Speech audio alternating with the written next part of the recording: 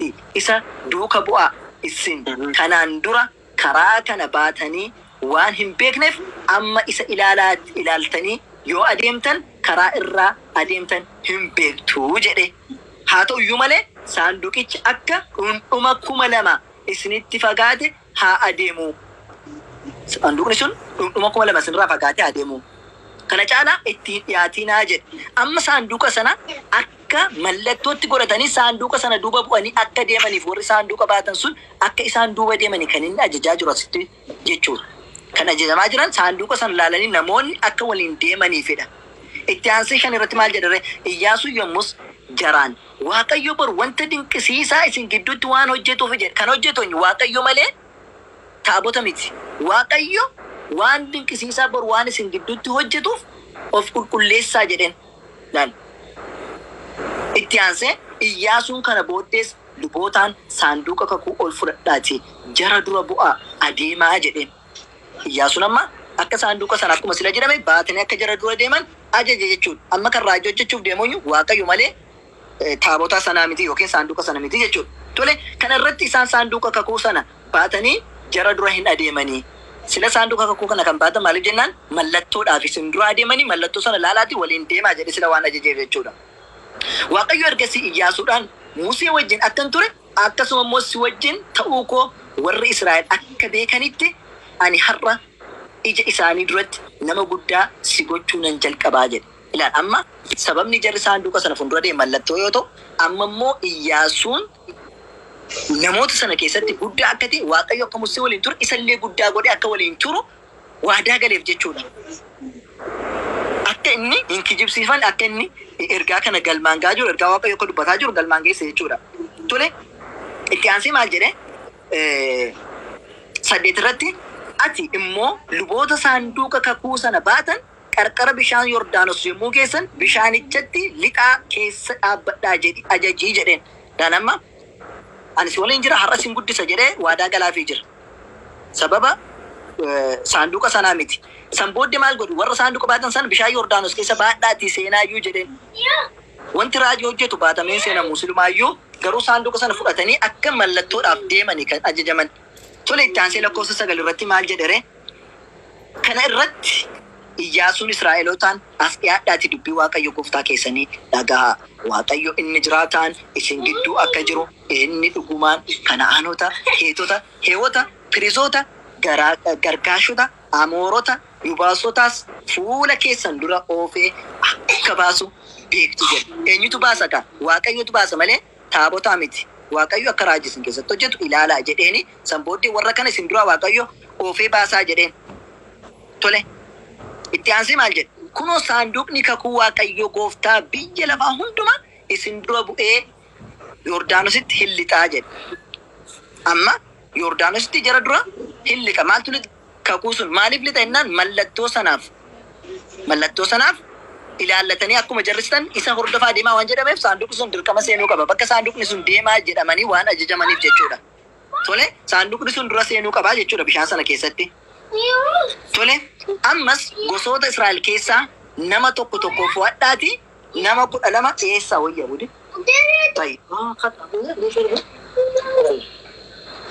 Tole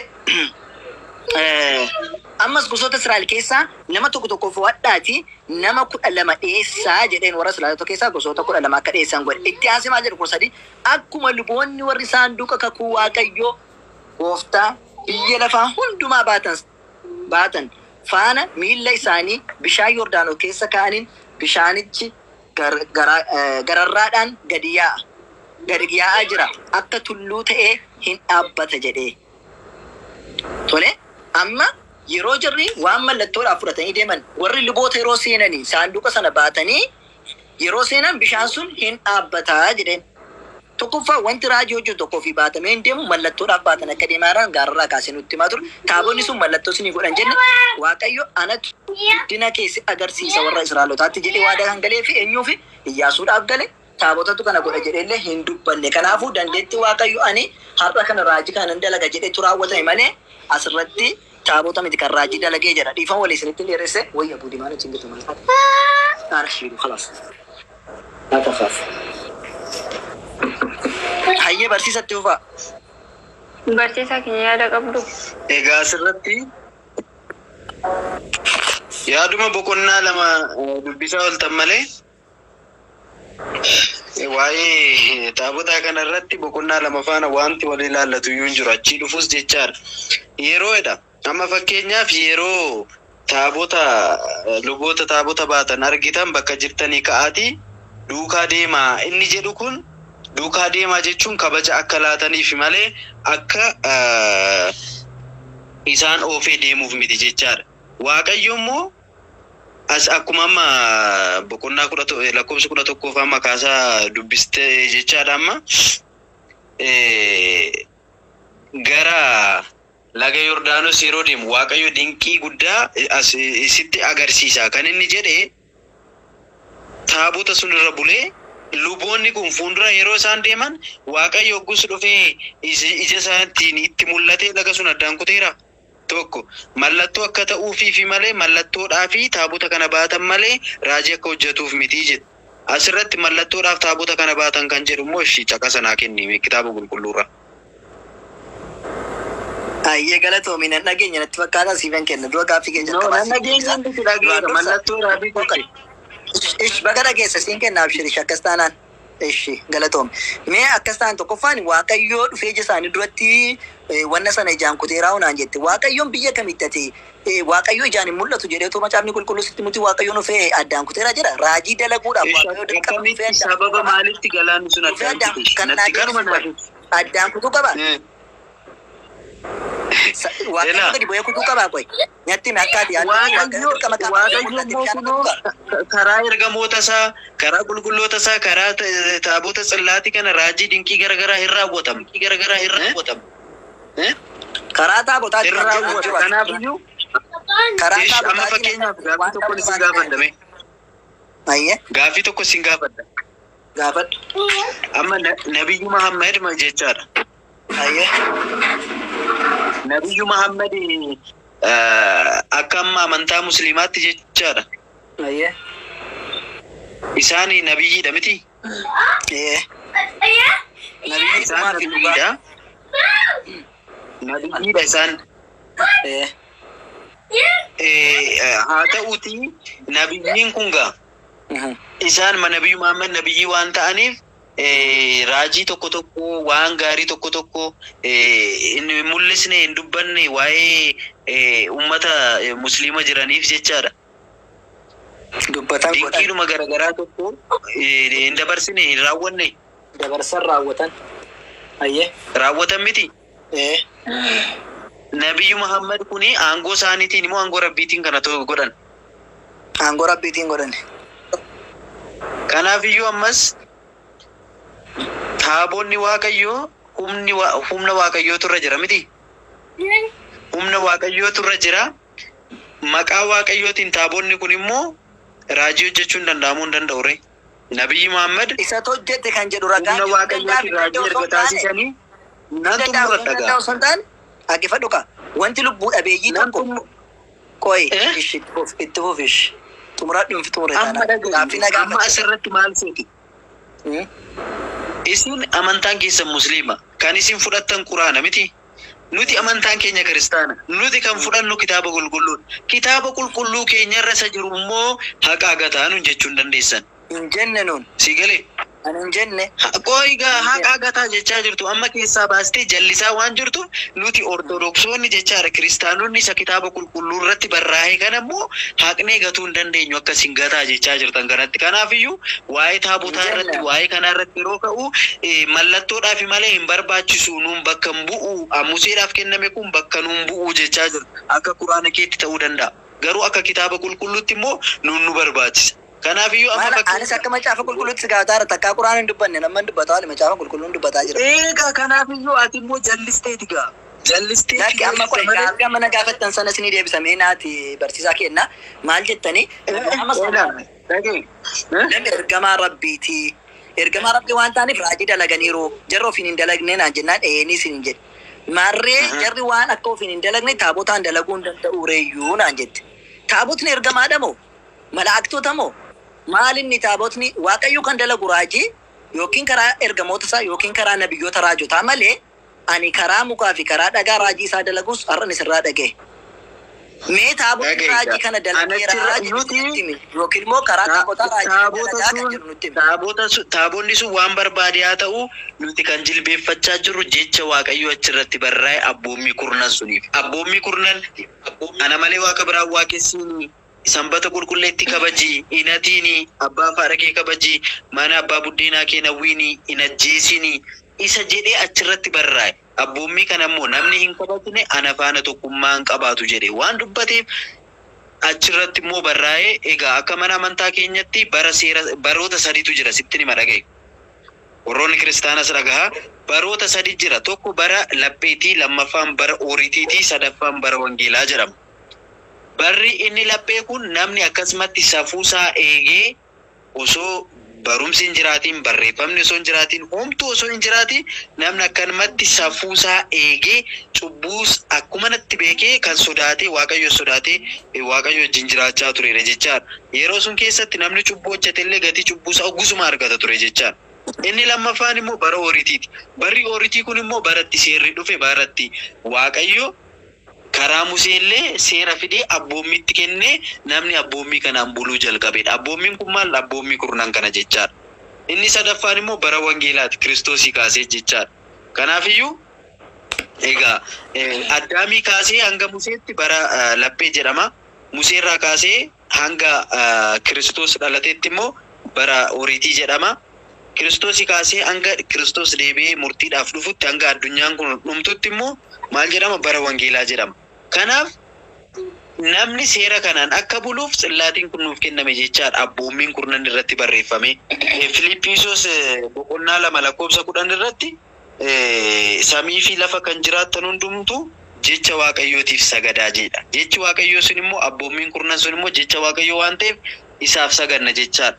Kana malee immoo Iyyaasuu boqonnaa 7:6 gubbaa irrattis immoo Iyyaasuu fi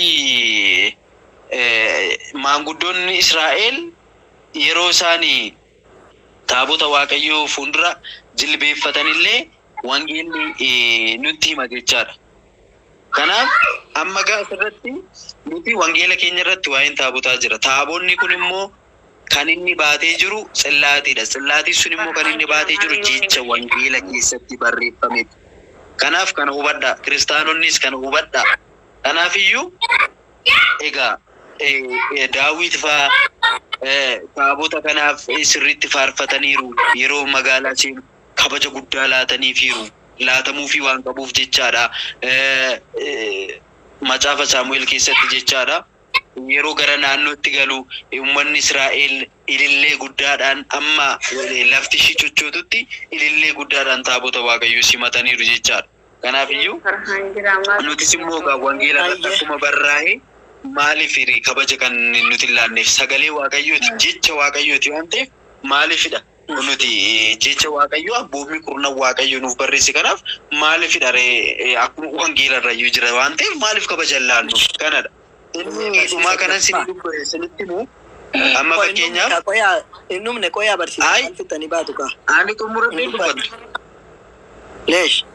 Dubbatan qoye. Amma fakkeenyaaf amma nagarramaani isin qofaa osoo hin taane karaa Pirootestaantiis karaa amantaa garaagaraa amma gara mana amantaa Ortodoksii kanatti maaliif sagaddu, maaliif soomtu, maaliif waan bakka fannoo uffattu waan garaagaraatu ka'a jecha. Kanaafiyyuu maaliif akkas gootu jedhu.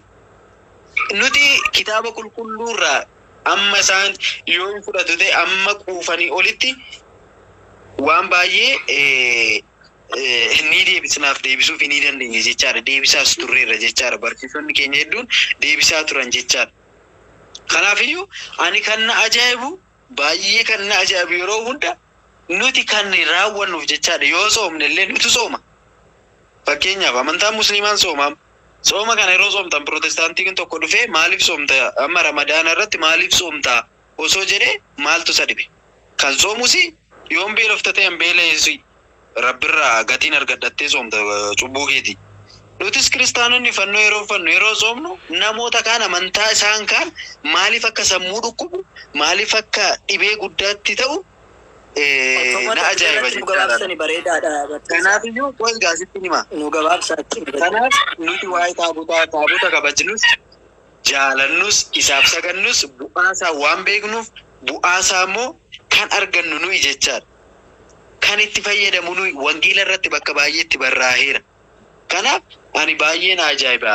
Maaltu nama aarsaa nuti taabotaaf yoo saganne kitaaba qulqulluu irra isa jiru yoo isinitti dubbanne hin amantan.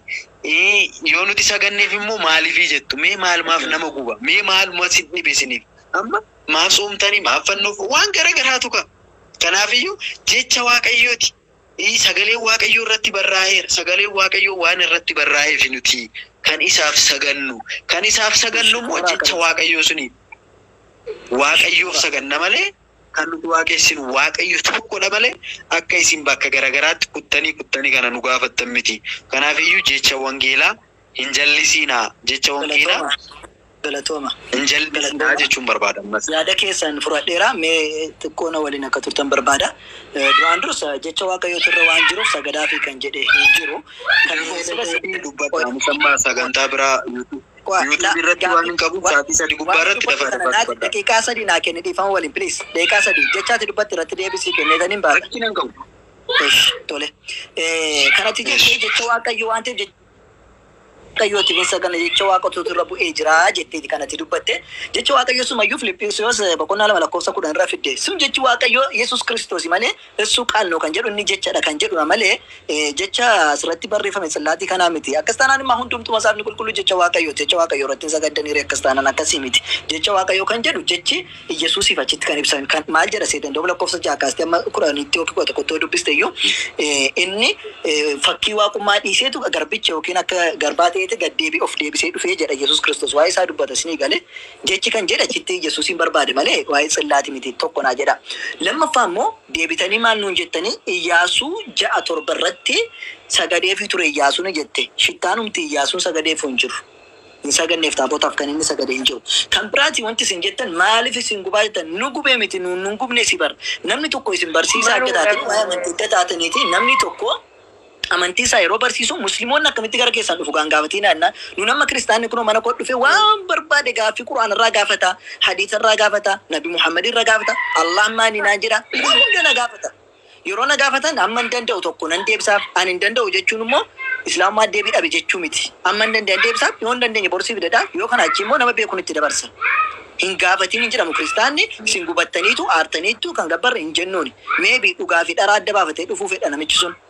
Kanaafuu nuunis wanti gaafannuuf waan hin beekne yoo jiraate barachuudhaaf isinimmoo akka gaaffitti gaaffiin tokko akka hanga seera qabeessa qabu tokkotti seera qabeessaan deebisu yoo adabaan dubbanne garuu meebii arraba yoo keessa mamne yoo waan tokko jenne seera qabeessa waan hin taaneef asirraa nu darbachuun mirga keessani garuu akka seera qabeessaatti gaafatamuu qabu gaafanne malee maaliif soomama yoo jettan meebii nuun quraana keessaa ragaa fiduu dandeenya maaliif sagadama yoo jettan ragaa fiduu dandeenya isinis innaas hin gaafatan kanaafi jedhaa malee maaltu sin gubaa jechuun kun haasaa ijoollee haasawooti malee barsiisaa tokko irraati waan hin dhaga'uu qabu miti kanaafuu Tsallaatiin kun maqaa Waaqayyootti irratti barreeffame waan ta'eef sagadaadhee Waaqayyoos kana jejeen qabu namoonni sagadanis illee hin jiru silas immoo kan bishaan sana keessa bu'ee dhaabe hangaaffiin sulmaan isinitti dubbadhe Yohaannis Raayii kan lakkoofsa 19 irra jiru inni Waaqayyo isa samaayee keessa jirutu sababa sanaatti inni argamee jennaan lafa san hin caccabennaan akka inni hin caccabne sababa sanaatti osoo hin taane sababa manni qulqullummaa isa samii keessa jiru sababuma sanaattu akka maal saanduqni kun iyyuu sababa isaatti kan ba'e. Saanduqa kana qofa osoo hin taane samii fi dachiin illee akka isheen banamte caccabde sana dubbata malee waa'ee kanaatiif miti jechuudha. Kan biraati Iyyaasuu 3 irratti kan fiddanii maal jettanii warri Yordaanos keessa deeman sababa taabota kanaatti dhaabbatee jennaan lakki sababa kanaatti miti inni mallattoodhaafi jennaan mallattoodhaaf eessatti jedhaa naan jettanii yaa barsiisaa kiyya jalqabarraa kaasee lakkoofsa 3 irratti natti fakkaata isinii dubbiseera maal jedha beektu ishee kana bichaa dubbadhe sirraa gabaabsa isinis illee sagantaa akka fudhattanii maal jedhee lakkoofsa tokko kaasee dubbise Iyyaasuun fi Israa'eloonni hundinuu shiiximiin ganama bariidhaan ka'anii gara laga Yordaanosii hin dhaqan jedha. Iyyaasuu waliin otoo lagicha hin ce'in achuma hin buufatanidha. Guyyaa 3 booddees warri gaggeessitoonni iddoo buufata keessa adeemanii namoota ajajanii saanduqa kakuu Waaqayyo gooftaa keessan isa Leewwonni warri luboota baatan yommuu argitan jechuun milikkita itti maa jiru bara. Fakkeenyaaf kennaa ishee naxalaa akkasii uffattee jirtu yommuu argitan baqadhaa yoon jedhe milikitan itti maa jira kennaan eenyu akka taate. Yoo ishee argitan ishee duuka bu'aa yoon jedhe milikitan kennaafii jira jechuudha. Inni maal jedhe yeroo isa argitan warri leewwanni baatanii deeman saanduqa sana yommuu argitan duuka bu'aa yoo jedhe milikita itti maa jira. Luboota kamiin hordofuu akka qaban innaatti immoo warra saanduqa baatan sana duuka bu'aa yoo jedhe milikitadha. Itti aansee maarreegaa kana jechuun erga inni jara duuka bu'aa jedhe milikitaaf itti malee isa duuka bu'aa inni akkasii ni godha kan jedhu hin jiru. Naaf galatoomaa iddoo tokko kana fakkaata. Isinis sardamaa jirtu natti fakkaata. Haala bareedaan na waliin dubbachuu. Egaa asirratti ani jecha xumuraa dubbadhee ani hin bahu. Ayyee. Duuka deemaa jechuun jechaadha. Ammas gaa akkasiin fakkeenyaaf taaboota kana godhe kan jedhu hin jiru jettani miti. Akkuma akkas jettan asirratti samma warroota luboota saanduqa kakuu kana baatan yeroo argitan duuka deemaa jedheera. Maaliif duuka deemaa jedhe isa jedhuufoo raajii dinqii Waaqayyoo Iyyaasutti mul'isu sun ilaalchisuuf ta'uu danda'a. Asirratti samma milikkita kan jedhu hin jiru. Akkasiin karaa amma gara jalinaatti yeroo deemtan. Ta'uu danda'a. Ragaadhaan lafa. Qoiga ati samma milikkita jette malee ragaan jira. Milikkita jette amma fakkeenyaaf naxalaa isheen uffatte jettee milikkita kan jedhu barreeffamee jira. Milikkita kan jedhamu barreeffamee jira. Fakkeenyaaf naatii barsiisaa yeroo maalidha raajii sun akka arganiif. Raajii sun immoo akka arganiif. Dhiifama naa godha. Raajii sana akka arganiif jechaadha. Kanaafiyyuu amma immoo asirratti ati kan bira dabarte macaafa Iyyaasuu boqonnaa 7 lakkoofsa 6 irratti immoo yommus jedha Iyyaasuun gaddee uffata isaa tarsaasee saanduqa kakuu Waaqayyoo duratti amma galgalaatti adda isaatiin gadi gombifamee innii fi maanguddoonni Israa'el gadda irraa kan ka'e awwaara mataatti facaafatanidha. Fuuldura saanduqa kakuu Waaqayyoo kanarratti mataadhaan gadi gombifamanii yookaan sagadanii jechuudha. Kadhachaa turan jechaadha. Waaqayyo akka isaanitti deebi'uuf jechaadha kana. Ati samma kana hin sagannee jettee bira dabarteetta. Inni gara biraa jechaadha.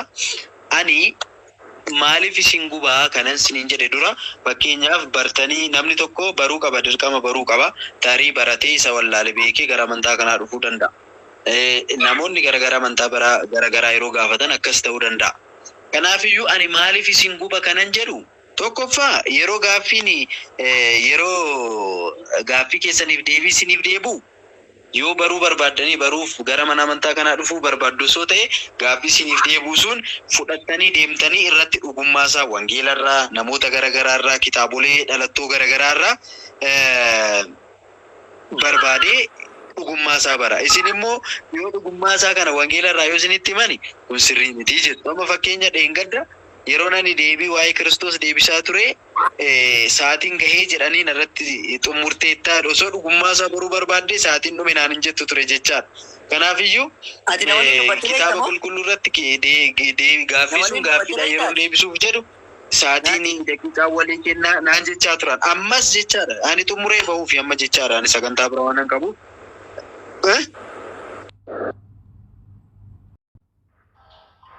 Na waliin dubbattee beektaati. Mari'attee beektaati. Goosanime. Iccitiidha kun hin dubbatamuu kan jedhan ijoolleen iccitii jedhanii barreessanisa.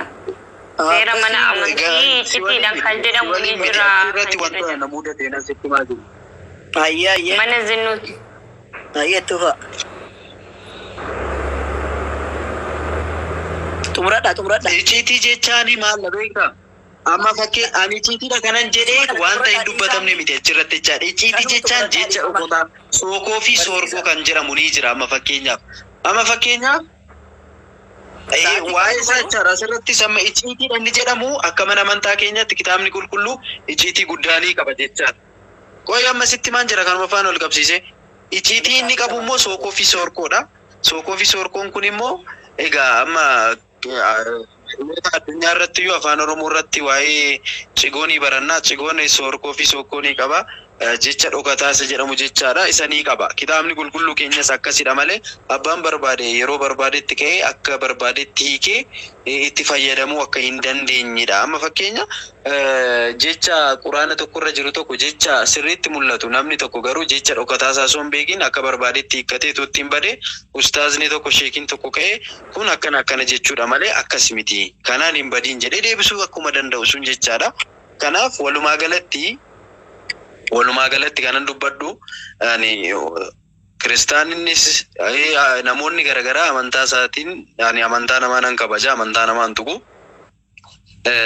obboleettiin keenyas ati dhugummaa dhugaa yoo barbaaddate deebiin guuteera jechaadha ati immoo akkanan yaadutti egaa amantaa kiristaanas nama hordofu natti hin fakkaatu akka yaadutti jechaadha backgroundii kee hin beeku dhugummaa isaan barbaaddate ammas waaqayyo dhugummaa isaa sitti haa mul'isu uummanni kiristaanaa asirratti nama 2,200 natti mul'achaa jira ummanni kiristaanaa as keessa jirtan hundumti keessan amantaa keessaniin cimaa dhaabbadhaa akkuma argaa jirtan wanti hundiyyuu wangeela irraa wantoota dubbatame hundayyuu fudhachaa hin jirtanii achuma achitti jijjiirtu kitaabni qulqulluu qajeelummaadhaan osoo dubbatu waan hin taane haasaa jirtu waan ta'eef egaa ani walumaa galatti seera qabeessaan ummata kiristaanaatiif karaa tiktokii kosaa ta'u karaa yuutuubii kootiinis gaaffii ishiin gaafatte kanaaf kitaaba qulqulluurraa namoonni kaan akka ittiin hin banneef kiristaanonni akka ittiin hin banneef ani karaa yuutuubiis karaa tiktookis nan hojjedhee nan gadhiisaaf ummata kiristaanaa biraatii fi kanaafiyyuu galatoomaa ulfaadhaa gaasirratti obboleetti keenyas na hirmaachisuu keetiif kabajamu hedduu tokko galatoomii waan baay'ee kaastanii waan taateef waan kaastan sanarratti nan dubbadha booddee gabaatanii garuu wanti hin jechuun dhugaa eessa akka jirtu hin beektanii kana onneen keessan lapheen keessan sanitti maa isin illee kan onnee keessan beektu sanaaf rabbi isin ajaju isin jedha dhugaa dubbachuudhaaf dhugaan eessa akka jirtu garaan keessan hin beekti onneen hin beekti waan amma dubbanne keessa akkamtu dhugaadhaaf sobaa isin hin beektanii sanammoo gaafa rabbiin dhugaadhaaf isin qopheesse dhugaan bartuudheen wanneedha rabbiin karaa dhugaatti isin ajaju karaa dhugaa isin akka jechu waan nama dubbatta irratti dubbadhaan gaaffii waan hin qabuuf warri as jala jira akkanaa deebisan barbaades ajaju ani ayyee ani gaaffii gaggaafadha ijoollota asir jala jiranii waanis nama nu ani nan deema kabajamaa ulfaadha tasgabbiidhaan wal dhaggeeffannee irraa guyyaa garaa garuu kottaa deebiin kiyyan nu banne waan ta'eef Naga walumaa galatti barsiisa kan qabnu sunuma rakkina sagaleen kun jiru siifin deebisaa jira kenna linkii karaa nani dabarsu siifin erga sagaleen koo dhagaamamti ankos sirrii dhagaama kan hunda keessan kanaafiyyuu kottaa asumatti gaaffii keessaan hafan irratti sin haasofnaa yoo haalli mijate kanaafiyyuu viidiyoo tokko video tokko si hojjannee siifin erginaa sirriitti hubadhu daawwadhu kanaafiyyuu dhugaan waaqayyodha nuti hundumti keenyayyuu dhugaa qabna jechaa jirra garuu dhugaa qabneerra dhugaan eessa akka jiru beektaa naan jettan isinis ani dhugaa qabadheen jira dhugaa itti amaneen jira kanaaf egaa walumaa galatti kabajama ulfaadhaa uummanni kiristaanaa asirra jirtan hundumtis egaa na hordofaa deebii yeroo dhiyoottis ni deebisna hundumti keessaniyyuu anaanis na hordofaa ishee faana wantoota haasofnu hundumarratti dhugaa isaanii bartu jechaadha kabajama ulfaadhaa egaa walumaa galatti inni gara biraan ani dubbadhee bahuu barbaadu ani hiriyoota musliimaas qaba kana malee maatii koo keessas karaa harmee koollee warroonni dudduuba jiran musliimota ammaarraatti isaanis waan hin kabajuuf ani amma fakkeenyaaf musliimota irratti gaaffii ulfaatoo gaaffii bakka deebisuu hin danda'amne kaasuu nan danda'a garuu ani namoota kana faanas wal dhabu waan hin barbaanneef gaaffota hin taane hin kaasu jechaadha. Gaaffii nama 2,200 jiraadha waan dandeessan hunda kaasa. Dhugaa gaafadha shee Farhaanii hin deebisu wantiif gaafadha. Waan dandeessan hunda gaafadha rakkoon tokko hin jiru. Quraana si dubbise kiristaanii rakkoon qabu garuu walirraa barame maarafu qabu. Kanas barannee sanis. Gaaffiin taani gaafadhe Gaaffiin taane gaafadhee nama warroota maatii koorra ta'anis gaddisiisuun barbaadu hiriyoota koon afaan hojjetanillee gaddisiisuun barbaadu. Maaliif konfiis gaaffii nama godhudha. Gaaffii waan hin taane keessa nama gashuu danda'udha. Kanaafuu ani waan hin jirre Lala barsiisa. Ustaz naragaa. Naragaa. Gaaffii akkanaa. Gaaffii akkanaa. Ani illee yoo haasofne malee. No, na dhaga'i. Ishi na dhaga'i gaa. Ani gaaffii akkanaa miidiyaa irratti bahee gaafachuun barbaadu. Yoon ta'ate illee keessaan sin gaafachuun barbaada malee isiniin amma miidiyaa kanarratti bahee namoota kaanitti maaliif jechisiisuun barbaadu jechaadha. Akka dhiisanii baaniif. Kanaafiyyuu rakkina hin qabu. Yoo barbaachisaa ta'e immoo jechaadha. Asuma irratti dhufnee wal gaafachuu dandeenya. Ishii rakkina hin qabu. Waan akka rakkoon hin jiru qophaadha. Gaafadhaa dhugaa dhiyeessina. Gaafadhaa waan feetan. Waan feetan gaafadhaan sodaatinaa dhugaa. Waan akkatti dhufnee deebisuu dandeenya. Rakkina hin qabu irratti haasofnee jechaadha. Waan hin gaaffii guguddaadha kun gaaffii ciccimaadha. Cimaan rabbii guddaa. Sagantaa walii qabannee jechaadha. Ammaan isaatiinis natti deemeera waan ta'eef. Ayya naaf. Sodaa miti. Maafin sodaadha. Gaaffiin gaafatoo miti maafin sodaadha. Sin sodaadha malee. Sodaadhaan jenne bara. Ani kanaafiyyuu jechaadha. Ani hin jenne gama kooti sodaadhaan jenne. Akkan jedhe. Kanaaf jechaadha. Yoo dhugaanis cimaan. Sagantaa irratti qabannee samuuna sinin gaafadha. Abshira waan feetan fudhadhaa kottaa gaaffii. Abshira. Ani sodaadha. Lakki dhiisaa komentii ilaalinaatiin nuuf galatooma barsiisa. Kanaafiyyuu sagantaa qabannee jechaadha.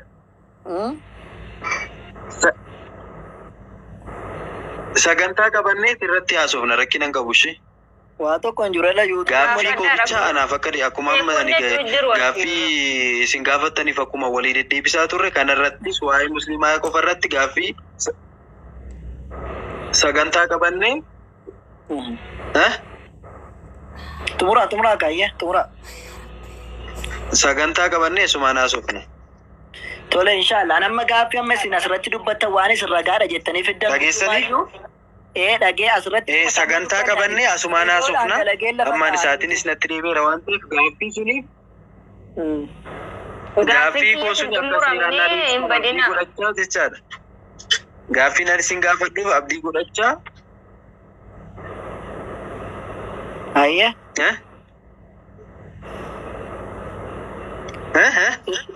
Qoy bakka keeraddin ba'uust laakilli nama wayita sadan barbaadan dhufa qoy keerii wanti godhadhee shakkaladhee dhufa. Keeraddin keessaan naa erge. Hin badu siif sirriitti si deebisa shi gaaffii kee viidiyootti hojjette buufadheeraa seeraan dhaggeeffadhee siif hin deebisa saafussi. Sheeraa dargillinya Abu Abdallah. Nagaata. Ba'uust laakilli keeraddin nagaata ayye. Abu Abdallah keeraddin sheeraa dargillinya waa dubbadheen ba'anii si namaa sallam. Hin badinaa guyyaa biraas koota.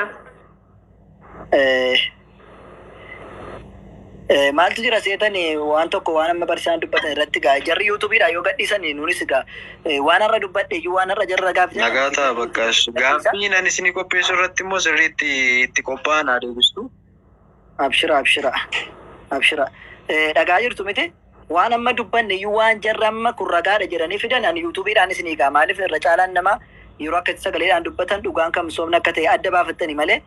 Borutu warra deebi'anii akka isin jedhan waan deebisan hin qabda waan ta'eef waan jarra ragaadhaa jedhanii waa'ee taabotaa irratti fidani. Ani hojjedheetanii afaan Oromootiin egaa jarri yuutuubii erga jedhanis yuutuubii irra isinii ka'a viidiyoo yuutuubii irra taa'ee hin badu. Tiiktookiin immoo daqiiqaa tokko akka sadii yookiin immoo baay'ate sadii na fakkaata. Inshaallah akkasinan godha borirraa jalqabeetaniini waan jarri deebii kennanitti anis deebiitti kenna. Haa ta'uti maal jechuu barbaada? Waan jarri irratti dubbatan irratti waa tokko dubbadheetiin bahuu barbaadan illee maaliif jennaan namoonni akka dhugaa arganiif jechuudha. Sana keessaa maalinni Iyyaasuu 7:6 irratti maaltu ta'e jedhan beektu Iyyaasuun dhaqee taabotaaf sagadee jedhan mee adaraa rabbii isin uume sammuudhuma keessan banaatti na dhaggeeffadha waan jedhu. Taabotaaf sagade moo bakka taabotaatti dhaqee addaan kufee jedha mee na dhaggeeffadha waan ni jedhu. Yemmus jedhadha boqonnaa 7 irratti Iyyaasuun gaddee maaliif akka gadde moo isinitti mana dhaggeeffadha. Gaddee saboya. Gaddee uffata isaa tarsaaseedha. Gaddeetu maal godhe uffata isaa tarsaase. San booda saanduqa kakuu Waaqayyoo duratti hamma galgalaatti adda isaatii gadi gombifamee jedhe. Hai. Namni daldane tokko namni aare tokko yoo algaa qabaatis algaa isaa duratti gombifamaa algaa isaa irratti gombifamaa yookiin makiinaa isa jalatti gombifamaa yookiin makiinaa keessatti gombifamaa yookiin iddoo tokkotti gombifama. Hin sagadeefi jedha hin gombifameefi jedha hin qoomeef illee hin jenne akkuma afaan oromootiin barreeffamu. Hin qoomeef illee hin jenne hin gombifamee jedha. Aare dhaqee gombifame bar of darbate malee karaadhaaf yookiin kabajaaf hin deemne. Sababni inni kana godhe maalinni jennaan sila taabotni bishaan sana adda dhaabe nuun jechaan turre barsiisaan. Iddoo kanattu taabotni naa warra Iyyaasuu waliin jiran hunda ajjeesanii naa cafacafani taabonni maal eegaa ture mee taabonni inni itti gombifame kun lakkoofsa tokkorraas ni dubbisee nan baanis dhaggeeffadha waan jedhu. Torba tokkorraa kaasee naan dubbisu Israa'eloonni garuu wanta raawwate balleeffamuun irra jiruun cubbuu hin hojjetan gosa Yahudaa keessaa Akkaan ilma Karmii Akaakayyuu Zabdii Abaabayyuun Zaaraa wanta raawwatte balleeffamuun irra ture waan fudhateef beekamsi Waaqayyoo Israa'eloota irratti hin boba'e. Ergasii Iyyaasuun mandara Yerookiitti gara mandara Aayi isa Beet'eel irraa gara ba'a biiftuu Beet'uunetti dhiyoo jirutti namoota erge ol ba'aati biyyicha gaadaa jedhee namoonnis ol ba'anii mandara Aayi hin gaadan. Isaanis gara Iyyaasuutti deebi'anii warri Aayi muraasa waan ta'aniif namoota hundumaa hin dadhabsiisiin namoonni 2,000 yookiis 3,000 ol ba'anii mandaricha haa rukutan malee hundumti isaanii ol hin ba'iin jedhee isatti hin dubbatan. Baragaraachin laa Nabi Muhammadiin maaliif jihaadii akkas godhe maaliif lolettu? Asitti Waaqayyoon Iyyaasuudhaan akka Musee faana ture si faana ture jedhu naanni namoota 2,000 argee akka biyya sana akka cafacafu taasisee naan cafacafame deebi'u jihaadii moo inni kun haasaadha. Gara mangadiidhuman kaase malee mata dureen koo kanaa miti. Tole. Itti aansii maal jedhire? Kana irratti isaan keessaa namoonni akka 3,000 achitti ol ba'an garuu namootni Aayi duraa hin baqatan. Warri Aayis isaan rukutanii karaa ilaala. Namoota inni erge sana warri Aayi sun hin rukutaniin kan Iyyaasuun erge sun. Karra dura hamma Shebaarimitti isaan ari'anii irraan gadee sanitti isaan keessaa akka nama 36 hin ajjeesanii jedha. Nama 36 ajjeesanii jala Iyyaasuu jala. Kana irratti onneen saba Israa'el baqee akka bishaanii ta'ee jira. Saanduuqni sunoo taabotni bira jira yeroo kana maal eegannaa jira namoota amma kana hojjetan. Taabotni jira inni waa gochuu danda'u bira jira. Maaliif onneen isaanii naasuudhaan baqame? Erga sila bishaan Yordaanos kan dhaabe taabota erga nuun jettaniiti. Argitanii? Sanarraan egaa kan kee aareetu kan inni addaan haqee gombifame. Kanaafuu taabotni isin jedha. Mee dhaqee faadaan aadaa qabsiisee dhufa.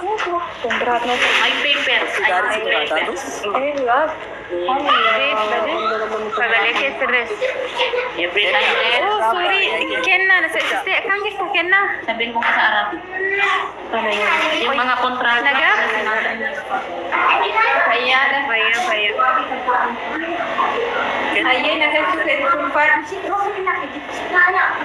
inna kenna ani gaafii gaafate san anis gaafii akkasii yeroo hunda natti ta'a ishii gaafii sunoo sii deebi'e anaafis naa deebi'e jechuu ijoollee durii hayya kan masiin jechuu osoo hin beekini kana siin jechuu kana fi galatoomishi maame hayya galatoomi maame akkasisaniif gaafii sunoo siif deebi'e anaafis naa deebi'e jechuudha isarratti ani gaafiin qabaa akkuma jedhamu xuwwaa minaamne jedhanii jechuun ani warri kiyyallee gasmara baay'ee ortodoksii miti waaqeffataadha ana qofa malee gaafii ati gaafatte san irratti xuwwaa waa'ee kennaa xuwwaa sanitti maaliif farsoo dhuganii maaliif sakkaanii waaqeffataan ani warri kiyya waaqeffataadha malee ani waaqeffataa jechuun rabbitti kan bulu jechuudha jechuun oromoon dur waaqeffataa jechuun waaqa tokkichatti kan bulu jechuudha kani bataskaana hin deemne kani musliimas inni ilaallatu jechuun rabbi tokkichatti kan bulu tura jechuun maatiin kiyya faamiliin kiyya jechuudha akaakayyuun kiyya akkas malee yaani amantii kiristaana kana ani waa'ee isaa garuu sirritti keessa seeneen beeku akkuma ati gaafii sii ta'e isaan gizee xuwwaa minaamna kana deemanii ijoollee nama hiriyoonni kiyya yeroo biyya jiru amma biyya kana araba jira yaani amma jechuudha xuwwaa kana hin deemnaa xuwwaa maaramii jira xuwwaa abbootii jira Okay? Inna isa kana maaliif isa barbaachise maaliif farsoon amantii irratti farsoo dhuganii jechuun hin barbaachisu mitiire? Farsoo dhuganii machaa'uun hin barbaachisu isaa? Waaqeffataan dhuguu maal farsoo? Waaqeffataan dhuganii? Waaqeffataan haa dhuguun dhuga. Kan taane maalirraa balaaleffatu eenyutu haraama falaala isaan barsiisa hayyee kitaaba qabu warri waaqeffataa. Kitaaba kana eenyu barreessa? Ana waaqeffataa irraa miti beekan gaafi qabu. Kennaa siin galle siiti. Ani kana ibsituu fadhii na galuu dide.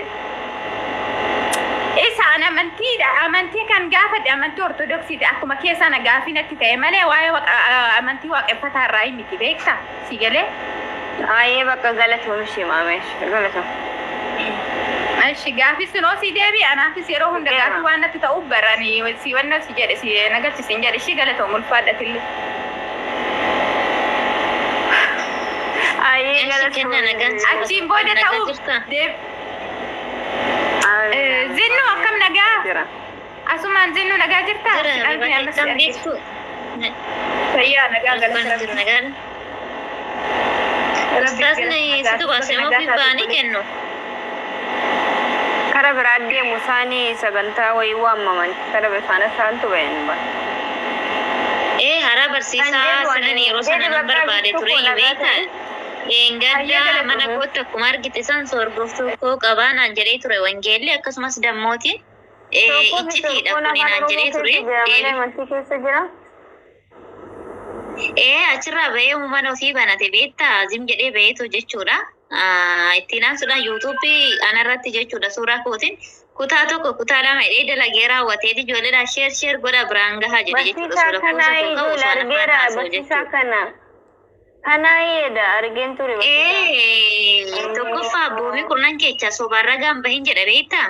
Osoo lakkoofsa koo qabu osoo anafaan haasa'u maal jedha sheer godha biraan gahaa jedhe jechuudha. Ijoolleen akka sheer yuutuubii isaaf godhanii jecha jechuudha. Garuu oduun wajjin haasa'u. Na ajaa'ibe baay'een isaa jechuudha.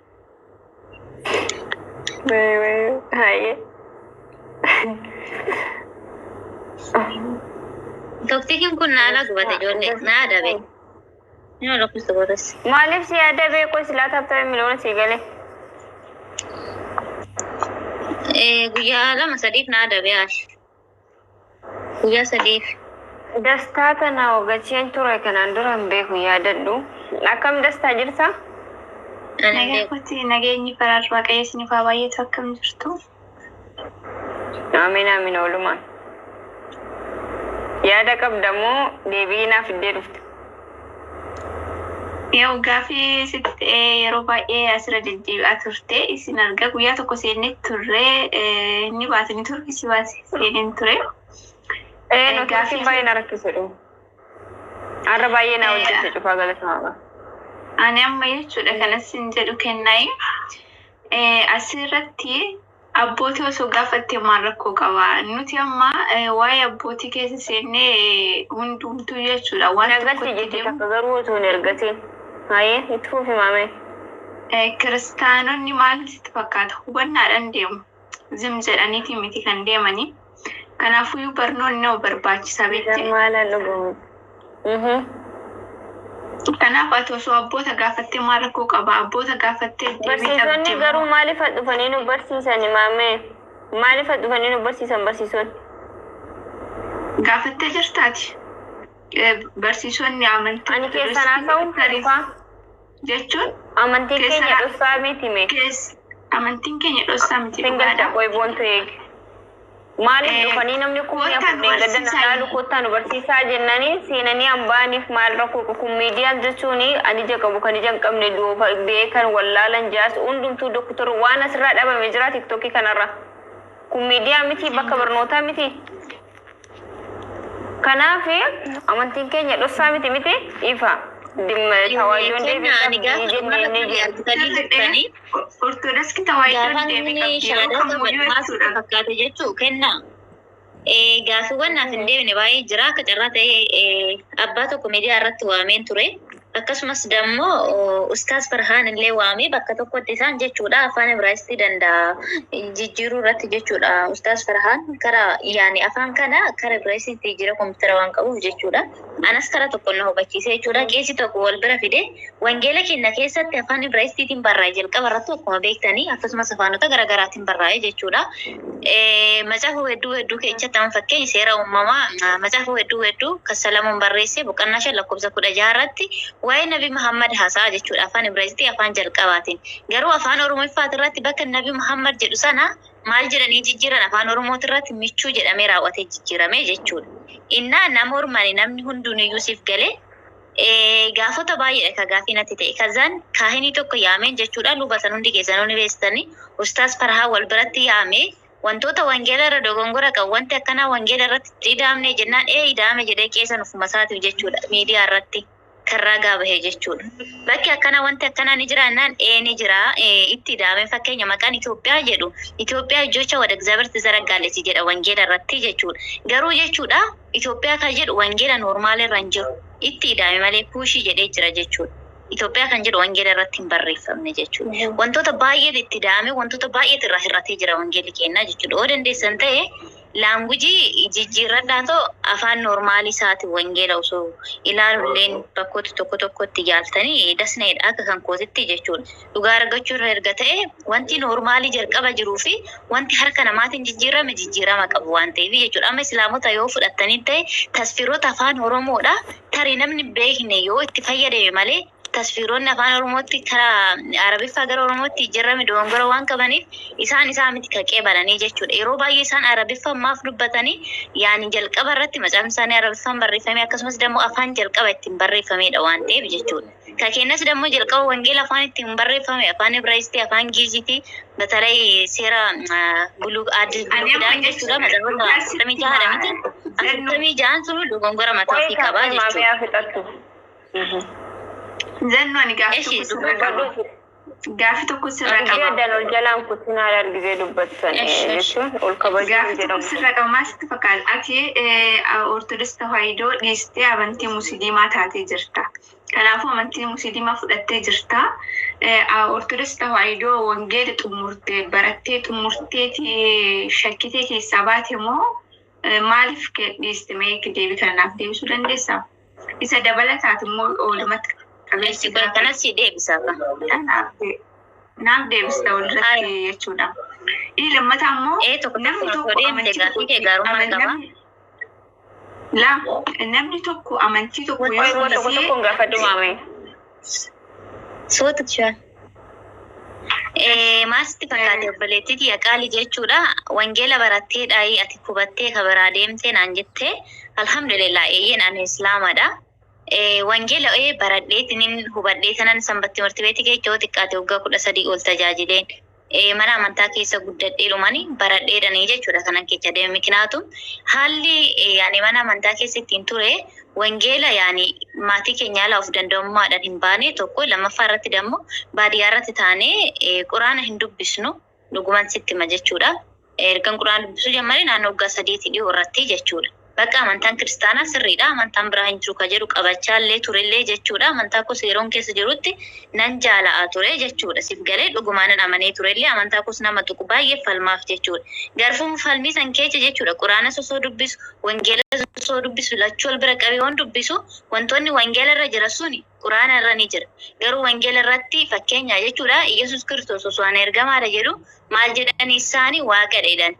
Osooti jechuudha Yesuus Kiristoos Israa'el fan ergame jedhu addunyaaf ergame jedhan siif galeera miti. Yesuus Kiristoos achirratti waaqan karadhaa anis waaqan qabe dhiyoo osoo dubbatu gara waaqa koo fi waaqa keessaniin fudhatame jedhee osoo dubbatu inni waaqaa jedhaniin ani humna kootiin homaa gochuu hin danda'u humna abbaa kootiitiin osoo jedhaniinu Yesuus Kiristoos waaqaa jedhaniin garuu dammoo ergamaa akka ta'e wangeellis ni dubbata siif galeera miti. Quraannis garanatti yoo dhufne dammoo ni dubbataa jechuudha. Kanas amma kana hin dhugoomse wangeeluma jechuudha. Inni ergamaa jedhu isaan ergamaa jedhee fudhadhee rabbiin tokkicha Yesuus Kiristoos jilbifatee sujuudeef isaan anilleen isan fudhadhee jechuudha. Waaqa tokko sadiis jechuudha isa waaqa tokkicha amanee jechuudha shilubbiyyee. Ati amma waan Yesuus Kiristoos amane waaqa musliimatii jettee yaaddaa jechuudha.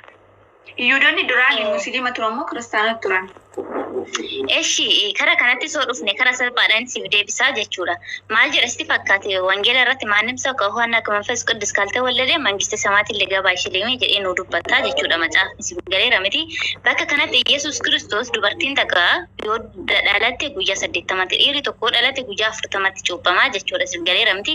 Bakka kanatti namni hin cuuphamne waggaa 7 dabaree naanu gara cubbuutti deemaa jechuudha siif galeera miti. Ila bakka kanatti Yesuus Kiristoos addunyaa kanarra deemee yoo barsiisu akka wangeelatitti hanga waggaa 30titti islaama ture jechuudha. Erga islaama ture dammoo inni kan barsiise sun waa'ee kiristaanati moo islaama jennee yoo laallu isiniif dhiise mikinaan isaa Yesuus Kiristoos ilma argatee wanda lijin taagee nyaallisti wal jaallis jedhee jechuudha. Gabriel yoo abasaru ilma dhiiratti deesse ilma dhiiraa erga ta'e na dhagaye kalaan guyyaa 40tti cuuphamuu qaba ture jechuudha. Yesuus Kiristoos waggaa 30tti osoo hin taane jechuudha. Siif galeera miti yoo guyyaa 40tti hin cuuphamne moo kiristaana hin jedhamu ture jechuudha. Siif galeera miti kanaafuu Yesuus Kiristoos hanga waggaa 30 addunyaa kanarra deemu sana islaama ture. Waggaa 30tti dammoo erga cuuphamee kiristaana jettanii maleedha jechuudha. Inni ofiisaayyuu islaama ture jechuudha. Cuuphame.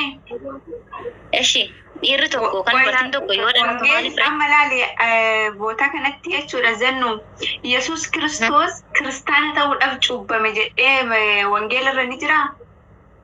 Okay, gaaffii qalaalii na gaafattee jedhamna ree cuuphamuudhaan miti ma.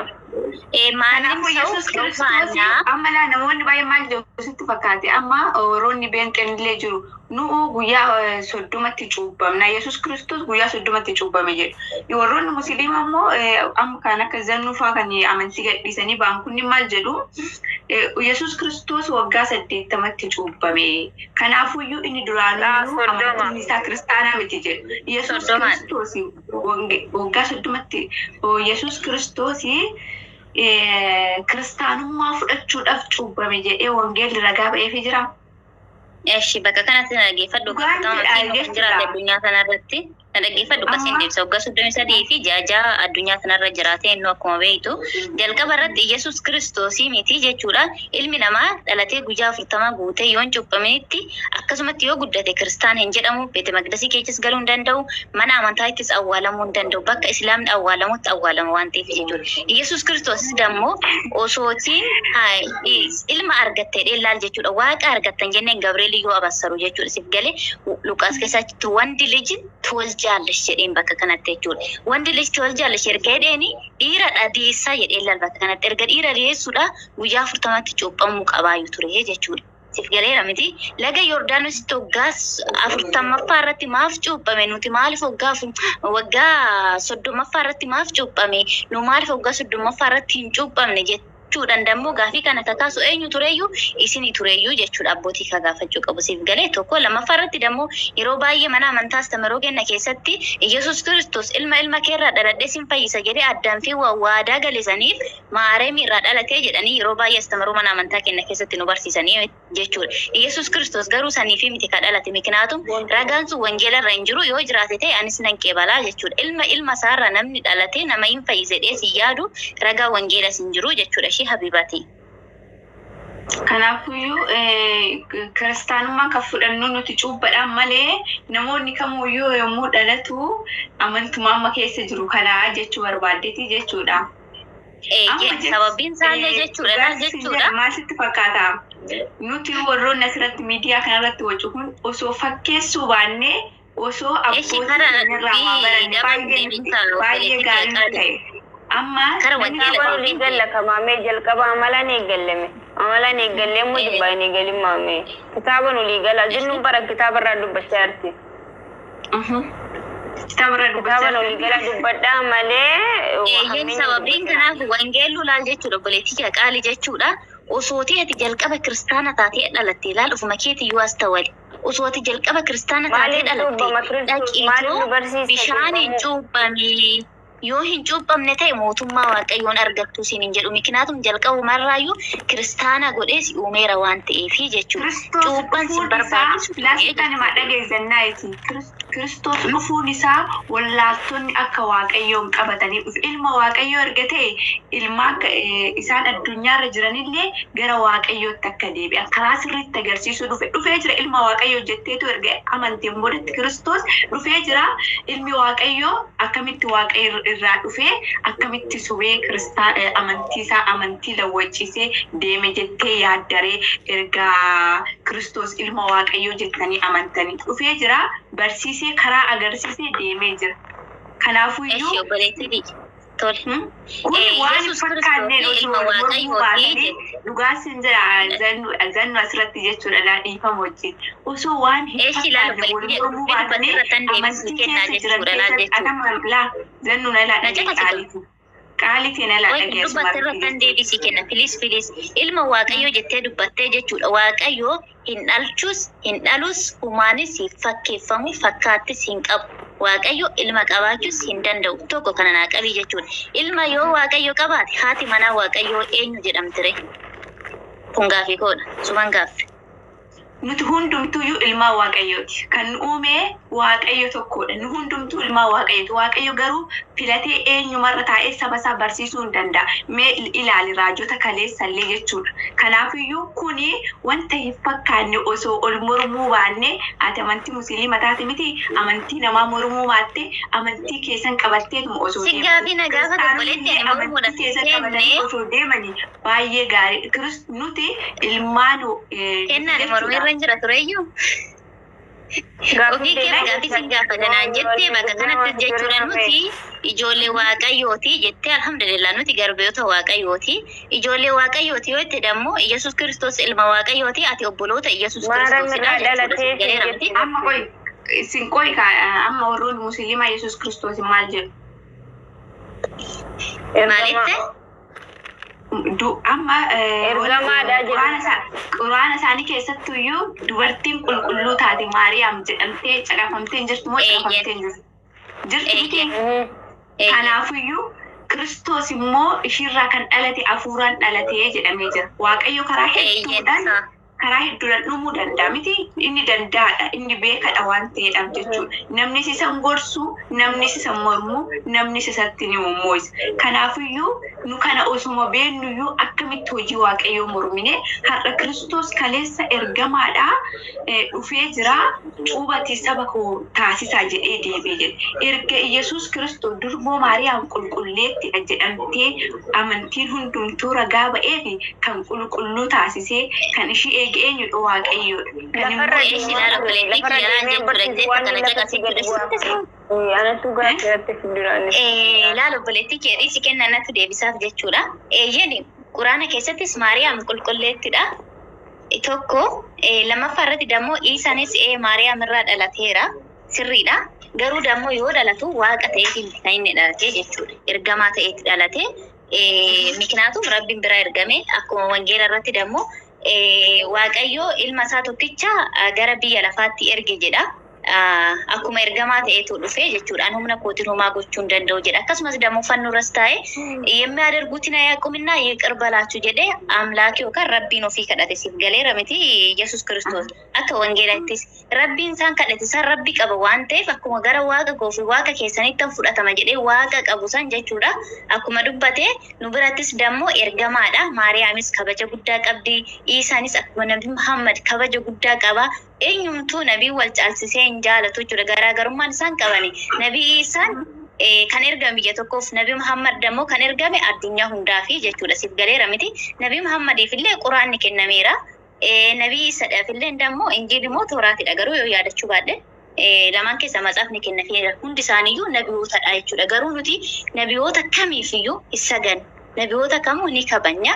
Kan sagannus kan kadhannus rabbii isa tokkicha isa dachiif samii uume isa addaamsii waan uume sanidha malee isaa kadhannaa yookaan dammoo ergamaadha inni yookaan ergamtoota Maariyaam qulqulleettidha jennee hin kadhannuufi jechuudha ishee.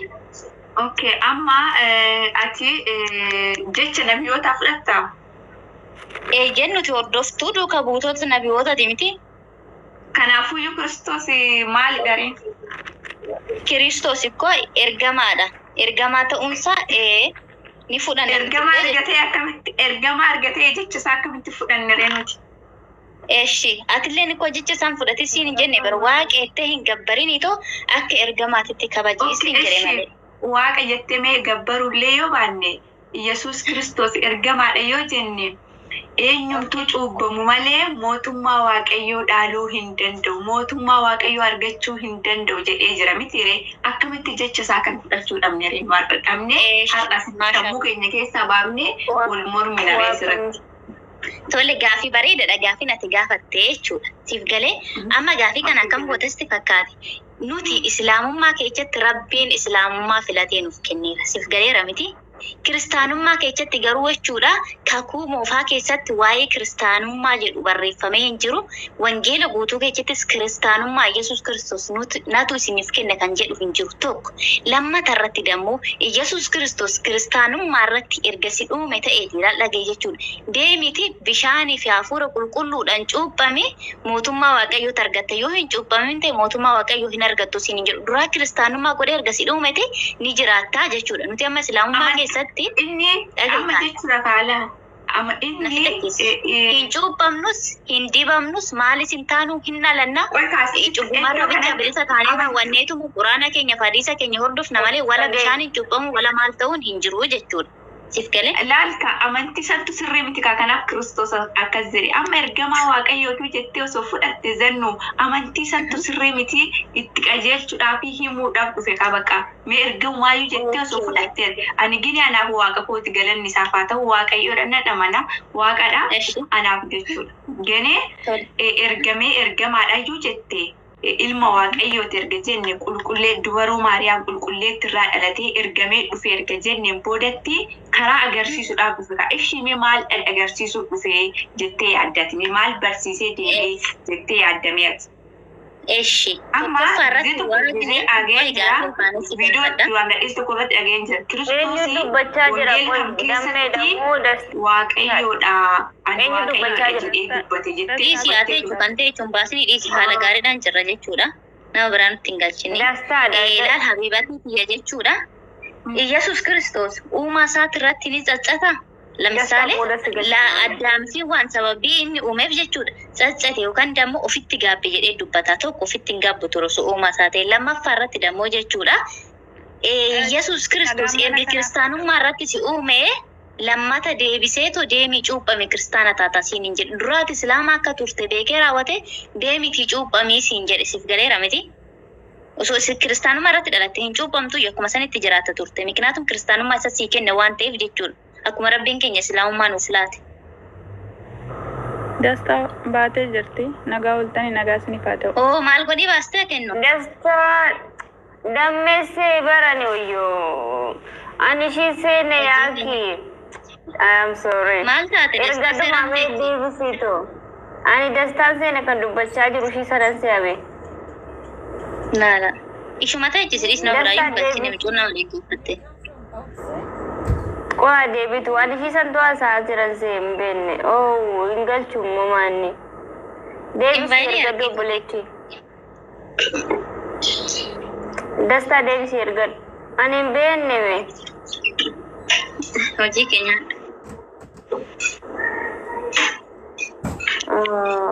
Dhiifama.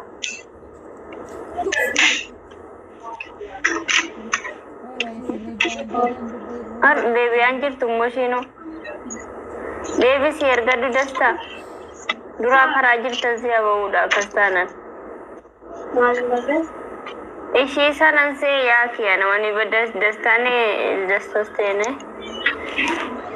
Dastaa deebisii ergadhu. Yoonii galchi yoonii maafan galcha ijoollee kala zinnu hin jirti. Ishuma deebisii tonaaf galchi dursa jechuudha. Wal gaggeessinee deemna. Kwa. Yeen sariin erganne bai. Isti qosi fallaadha. Ko deebiti amma.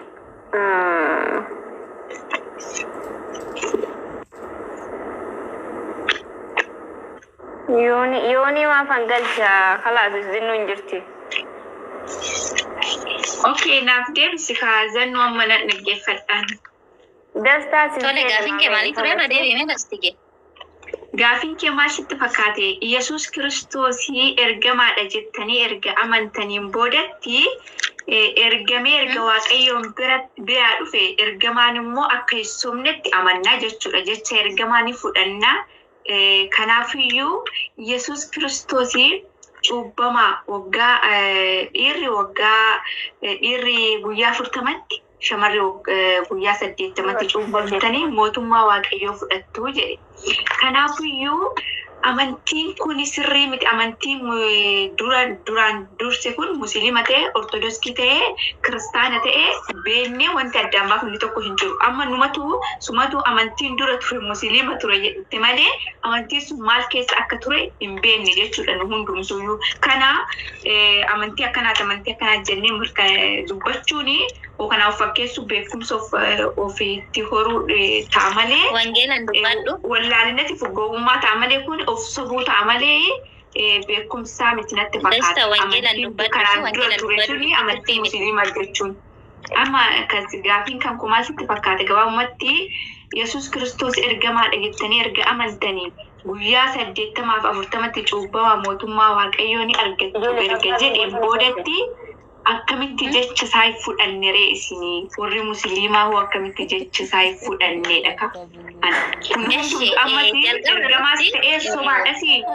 dhaggeeffadhu qaba. Jalqaba irratti nuti kan burru rabbiin keenya kan nuuf kenne quraana qabna. Tokko ani akka ragaatti si bahaa jiru akka wangeela kee keessattuu akka ergamaa ta'e akka si ibsu siif himee jechuudha. Sababbiin isaas ani gaafii gabaaban si gaafadheeme ati kiristaanummaa irratti erga dhalatteeti maaf deebii cuuphamii siin jedha uduwaati jechuudha. Guyyaa 80tti cuuphamuu baatte osoo duute bataskaana keessattuu awwaalamuu hin dandeessu. Siif galee ramtii kana hin beekta. Fitaate siif ta'uu hin danda'u.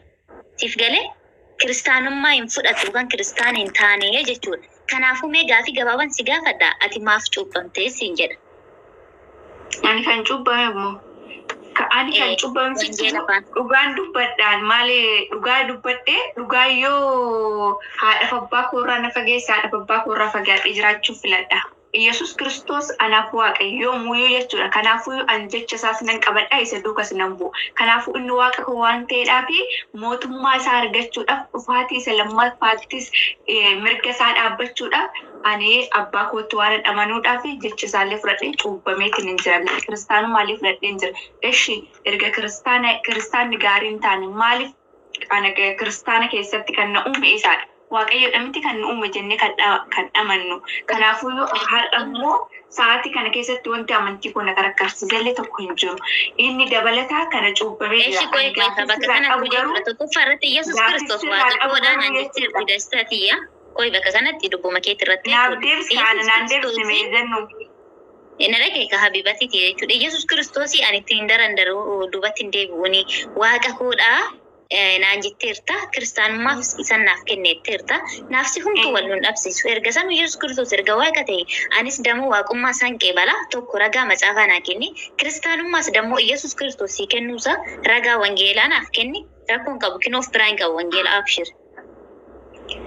Ati Yesuus Kiristoos waaqaa miti ergamaa rabbiitii jettee jirta miti anillee siif hin deebisaatis naaf deebis ergamaa rabbiit ergatee ajaja isaa maaf hin fudhanne ajaja ergamaa akkamitti hin fudhanneesin. Nuti akka quraana irratti ni fudhanna. Yesuus Kiristoos ergamee dhufe wantoota nu ajaje hunda isaayyuu ergamtoonni wantoota nu ajaju hunda isaaniiyyuu ni fudhannaa jechuudha. Maal fudhanniree cuubbaa?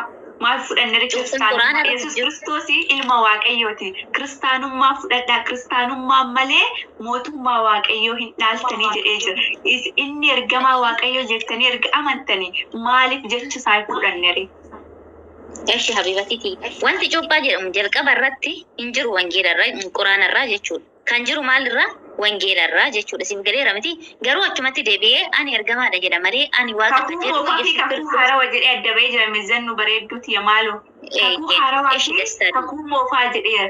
Kiristoos immoo erga dhufee wanti haarofni akka jijjiirame beektaa barri hamaan akka darbe beektaa kiristaanummaa keessatti jechuudha. Bara Nooyefaa bara maaltu akka turen beekta miti. Yesuus Kiristoos garuu dhufee addunyaa kanarra dhufee erga deeme bara hamaa san keessa wanti akka duraanii darbe suni macaafa kakuu moofaa keessatti caqasamaa ture sun hundumtuu ta'ee jira jettee yaaddaa. Yesuus Kiristoos dhuguma waaqaa miti, dhuguma inni ilma waaqayyootis miti, dhuguma immoo ergamaadhas miti jettee ati gantee jechuu ergummaa isaatiillee jechuudha. Ati kalee kiristaana keessa turtee har'as immoo dhugaa amantii musliimaa keessa turtee Gaafii gabaabaa si gaafadha. Macaafni keenya jalqabni isaa jechuudha. Wangeelli jalqabni isaa maali? Dhumni isaa macaafa maaliiti? Kakuu moofamfii kakuu haaramu. Jalqabni macaafa maaliitirraa ka'a? Dhumni macaafa maaliitirratti dhaabbata? Uumama akka. Okay, dhumni isaa maalirratti dhaabbata? Uumamaa moo? Dhumni macaafa. Macaafa kan kakuu haarawaa moo? Kan moofaa? Kakuu moofaa seera uumamaatirraa jalqaba. Wangeelli dhumni hoo maalirratti dhaabbata? Kakuu moofarraa ka'ee kan jalqabaatti moo? Kakuu moofaa seera uumamaatirraa ka'ee hanga kakuu haarawaa dhumaatti maalirratti dhaabbata? Ati amma jalqaba kaastee kakuu haarawaa dubbistee xumurtee jirtaa? Ani gaafii si gaafadhe koo gaafii hin deebisini. Dhumni isaa maal jedhama? Hiikkaa sagalee irratti dhaabbata. Hiikkaa sagalee osoo hin ta'e raayyaa Yohaannisitti irratti dhaabbata. Mul'ata Yohaannis jechuudha. Erga sanumee kakuu moofaa keessatti Museen macaafa meeqa barreesse? Isa keessaan gaafii qaba. Dubbii dubbatti irratti. Agan barreesse ani lakkisu dubbii sobaatis dubbadhu dubbiseen xumurre macaafa wangeela jechuudha. Eeshi.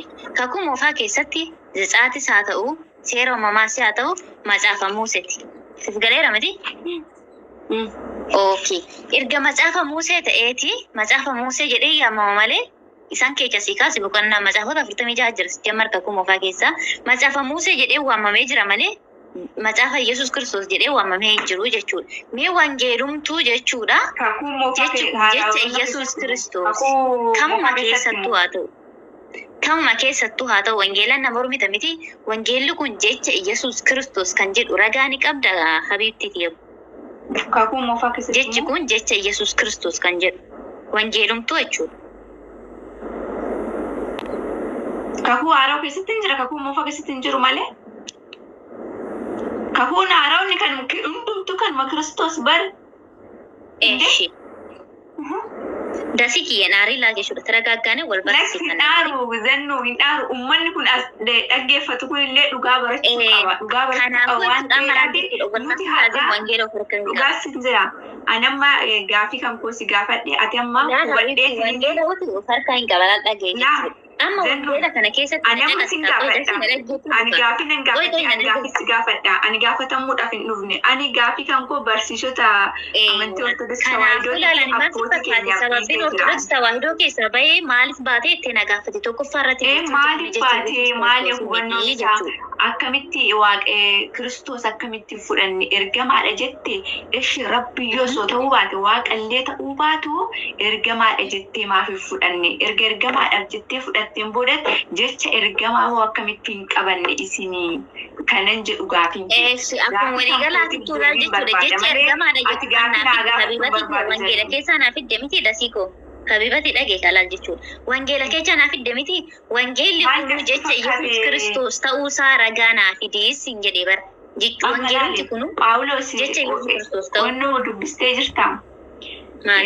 Phaawulos akkatti gara kiristaanaa deebi'e wangeela san dubbistee jirtaa? Ani amma jechuudha habibatiiti asirraa maalan barbaachisa fakkaata. Wangeelli kun Zefixiraatii iska raayii Yohaannis ka jiru kun jechuudha.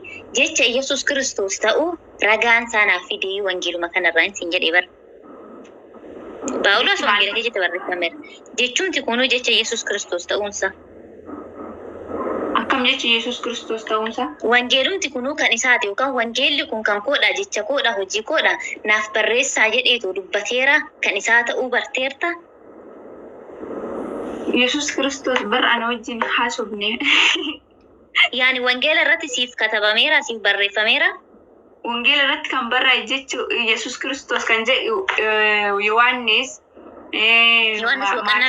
jechoonni kunniin eenyu irratti barraa'e eenyudhaaf barraa'e waaqa kamiif barraa'e. Kanaayyuu sin jedheera bar jechuudha jecha Yesuus Kiristoos ta'uu kan Yesuus Kiristoos Yohaannis hin barreesse. Ati ilma waaqayyoo jiraatadha. Gizee Phexros ati ilma waaqayyoo jiraatadha. Ergamee wangeela dubbistee xumurtee jechuudha zannu yoo inni akkas jedhuun Kiristoos maal jedhee deebiseef jechi jedhu sammiinaaf ibsa.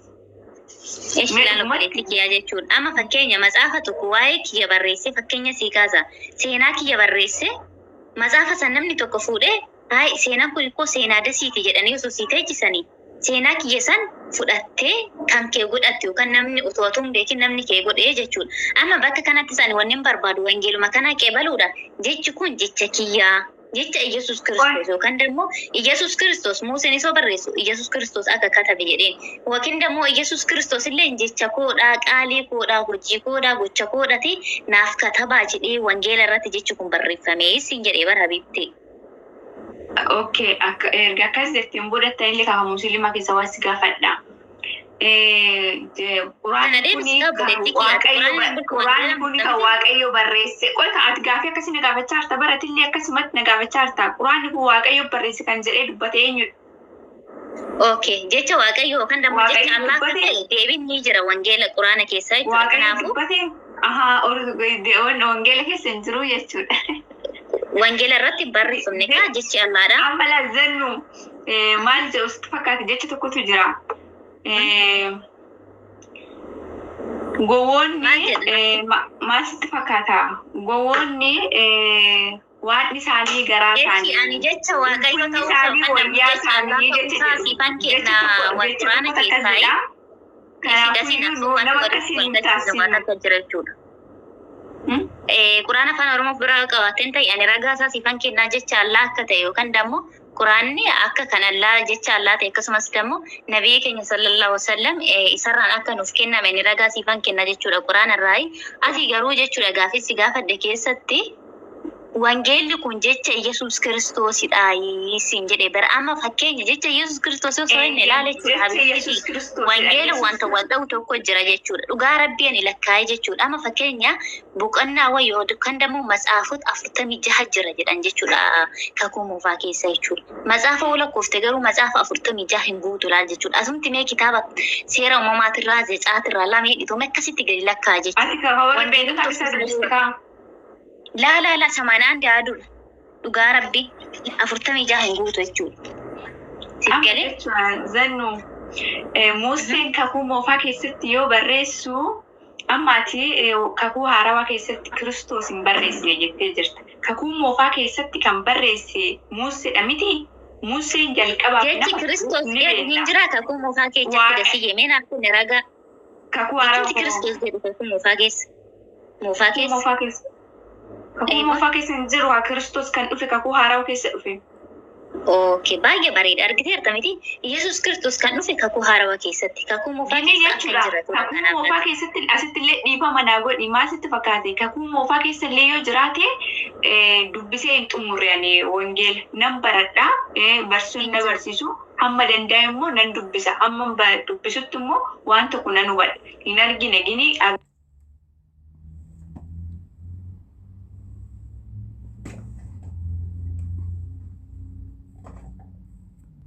انت عارف يا حبيبي انت fayyisee kana tokko fayyisuu nan danda'a akkuma amma si gaafadhe tokko yoo na gaafate maatii koo keessa